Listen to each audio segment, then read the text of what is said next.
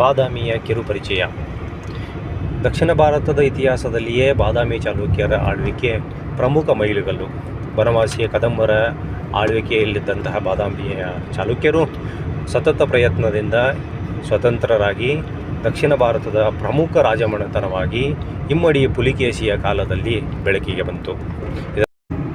ಇಮ್ಮಡಿ ಪುಲಿಕೇಶಿಯು ಉತ್ತರಾಧಿಪತೇಶ್ವರನೆಂಬ ಬಿರುದು ಹೊಂದಿದ ಹರ್ಷವರ್ಧನನ್ನು ನರ್ಮದಾ ನದಿಯ ತೀರದಲ್ಲಿ ಸೋಲಿಸುವುದರ ಮುಖಾಂತರ ನರ್ಮದಾ ನದಿಯ ತೀರದವರೆಗೂ ಇದ್ದಂತಹ ಚಾಲುಕ್ಯ ಸಾಮ್ರಾಜ್ಯವನ್ನು ಉತ್ತರ ಭಾರತದಲ್ಲಿಯೂ ಬಾದಾಮಿ ಚಾಲುಕ್ಯರ ಮನೆತನದ ಸಂಸ್ಥಾಪಕನಾದ ಜಗದೇಕ ಮಲ್ಲ ಕ್ರಿಸ್ತಶಕ 603ರಲ್ಲಿ ಬಾದಾಮಿ ಬನಶಂಕರಿ ದೇವಿಯ ದೇವಸ್ಥಾನದ ನಿರ್ಮಾಣವನ್ನು ಮಾಡ್ತಾನೆ.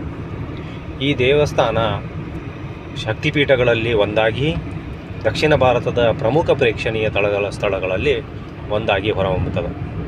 ಈ ದೇವಸ್ಥಾನ ಎಲ್ಲ ದೇವಸ್ಥಾನಗಳಿಗೆ ಕಂಪೇರ್ ಮಾಡಿದಾಗ ವಿಶೇಷವೇನಂತ ಹೇಳಿದರೆ, ನೀವು ಗರ್ಭಗುಡಿಗೆ ಪ್ರವೇಶಿಸುವ ಮುಂಚೆ ಇಲ್ಲಿ ಸಭಾಮಂಟಪ, ಆಮೇಲೆ ದ್ವಾರಬಾಗಿಲ, ಆಮೇಲೆ ದ್ವೀಪಸ್ತಂಭ ಎಲ್ಲವುಗಳೂ ವೀಕ್ಷಣೀಯವಾಗಿದ್ದು, ಆ ಸ್ತಂಭದಲ್ಲಿ ನೀವು ಶಾಸನವನ್ನೂ ನೋಡಬಹುದಾಗಿದೆ.